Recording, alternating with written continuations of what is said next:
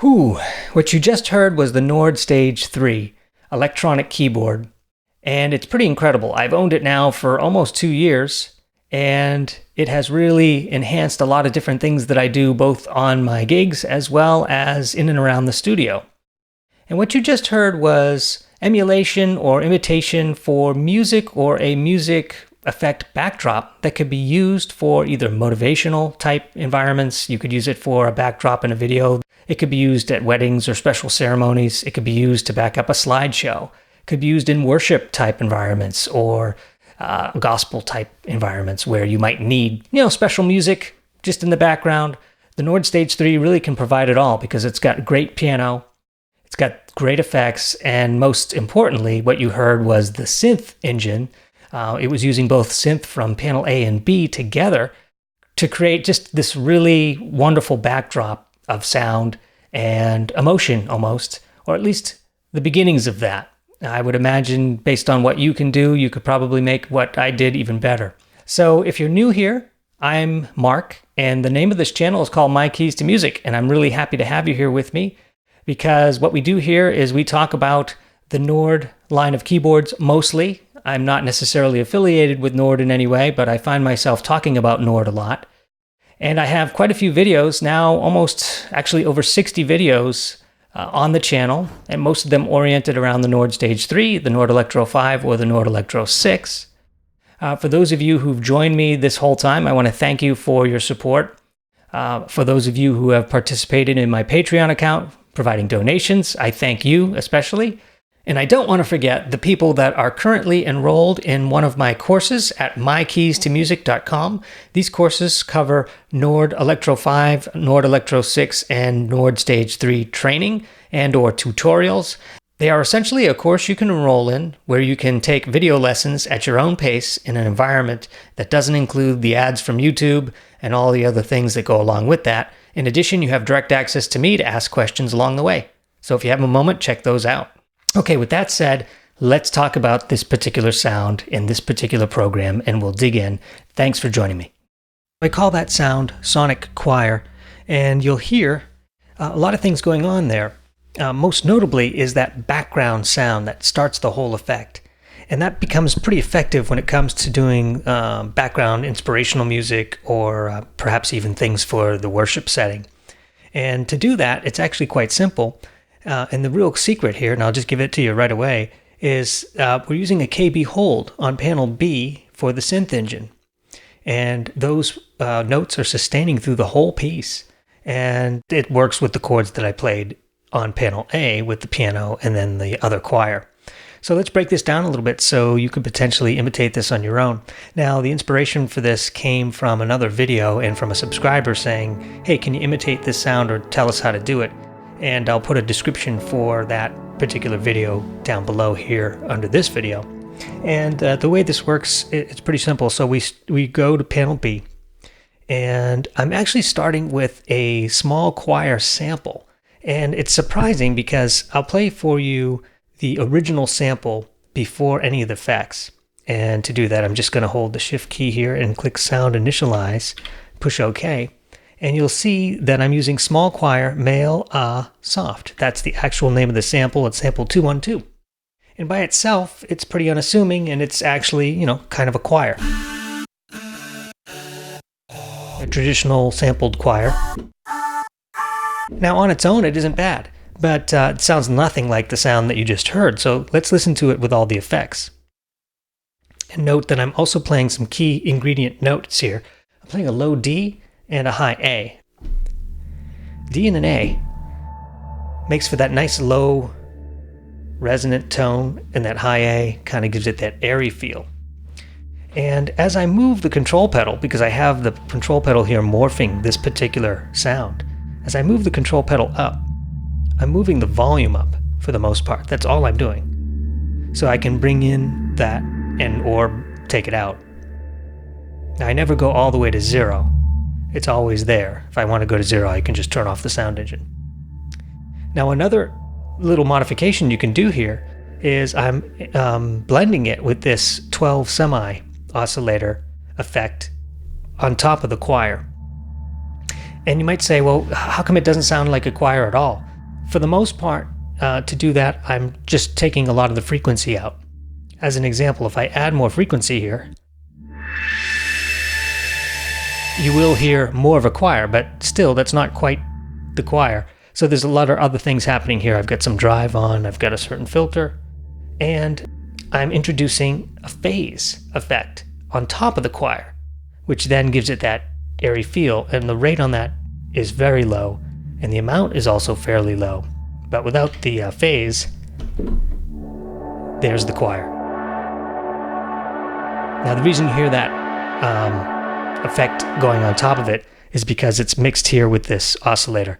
So if I take out that oscillator mix, now you're starting to hear more of the choir. If I kill the drive, that's almost the original choir. You still hear a phase going on. That's the LFO.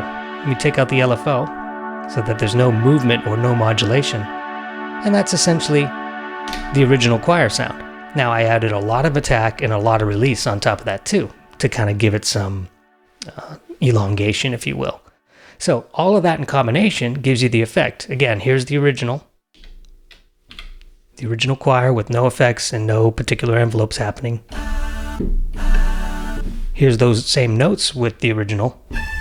That's what it sounds like in its raw form. And again, with all the embellishment, here's what it sounds like. I'll put on the hold. Hard to believe that that's even the same beginning piece or beginning sound. But it just goes to show you the strength of the effects on top of the strength of all the power of the synth and all the different things you can do to take a simple sample and then embellish it in a way that makes a whole nother sound. So that's that part. I think you pretty much get that now. And again, I'm not going to show you every little bell and setting because you're going to be able to get this sound in its complete entirety. I'll put the link for download of this, and then you can use the Nord Sound Manager to load this sound, and then you can experiment on your own exactly how it was created. Okay, so now on panel A, which by the way, I never play panel A and B at the same time on this particular program. I'm actually just starting B, have that KB hold, I flip over to A, and B just does its thing the whole time. The only thing I'm doing with B is the control pedal is moving the volume up and down here and there. So on panel A, which again plays independent of B, I have a split going on, and it's split in two areas, and you're going to love this. The way I do this, or the way that the reason why I'm doing it. Okay, so obviously I have the piano playing throughout the whole keyboard, all the way, the entire range, because all four zones are illuminated here. And you'll see here that on the synth engine, I have just the one zone in the middle, and that middle zone is right here. And that's the only way you're going to hear the choirs if I play any note within here. So, believe it or not, I'm actually using the exact same starting sample, small choir, male A, or male O. This time I'm mixing it with a bell. And on this particular side, on this panel, I've got the wheel morphing the oscillator control, so I can add more bell as the wheel kicks in. And I also morph it to the frequency cutoff, which brings more frequency in. So the net effect is it gets a little bit rounder, at the same time it gets brighter. So the bell gives it that rounded sound and the frequency gives it the brighter sound. So the net effect is just more enhanced, makes you feel like the choir is coming up in volume and gives it kind of an emphasis. So let's listen to that choir. Okay, let me reset the sound here, and I'm just going to turn off the piano and just have the synth playing. So again, a very subtle choir, but watch what happens when I add the wheel.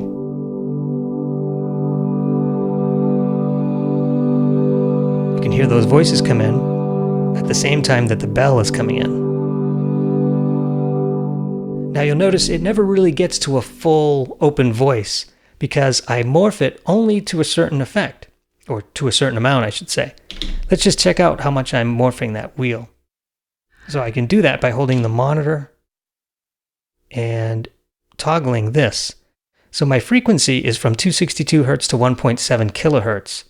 So if you look at this, 1.7 is right about here.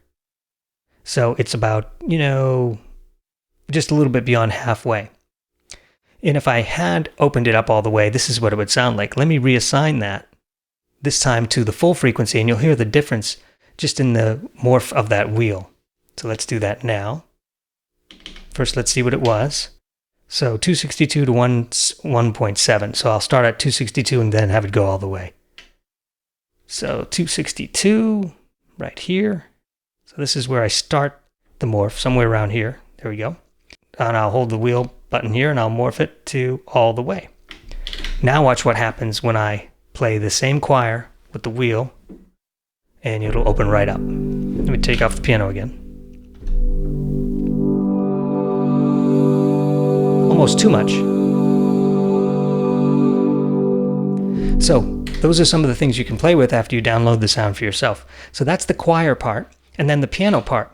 Now you might ask yourself, why wouldn't you want to have the choir on the whole keyboard?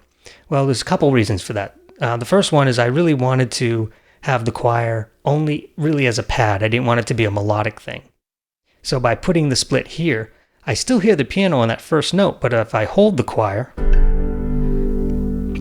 I can play the right hand without re-invoking the choir because the choir isn't up here. So I can have my melody up here while the choir holds down here. Now I am holding the sustain pedal. That's a necessary ingredient, but what an effect it is, especially when you add that background on panel B. It's like having three hands when you only have two. And then while that's being held again by the sustain pedal, you can bring it in and out. The other thing about playing the piano with the sustain pedal is that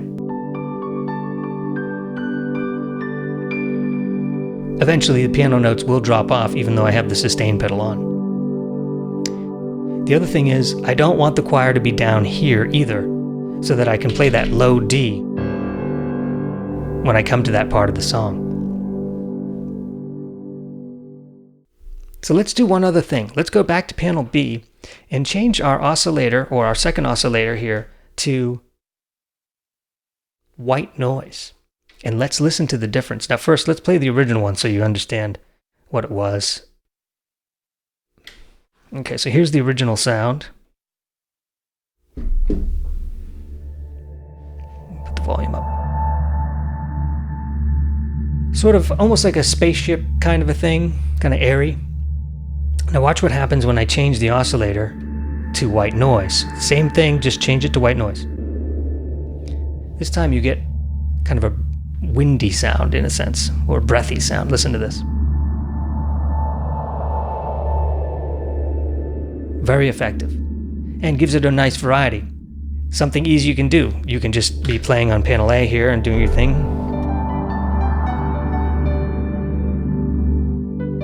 Hold the sustain pedal, throw panel B on, everything's going to hold, everything's going to keep going except the piano, of course. Quickly change your oscillator from one to the other. You don't have to do anything other than that, and you'll have a whole different effect in the background. So those are some of the tricks you can do while you're playing along with this. And again, the Nord is sort of known for this on-the-fly sonic variety, if you will, through the buttons and things like that. And then if you wanted to just take off the hold button and just play the piano and take off the synth engine, you can do that as well during a quiet part of the piece.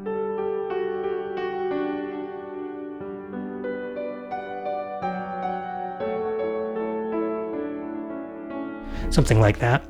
And then, or you could play just the choir like this.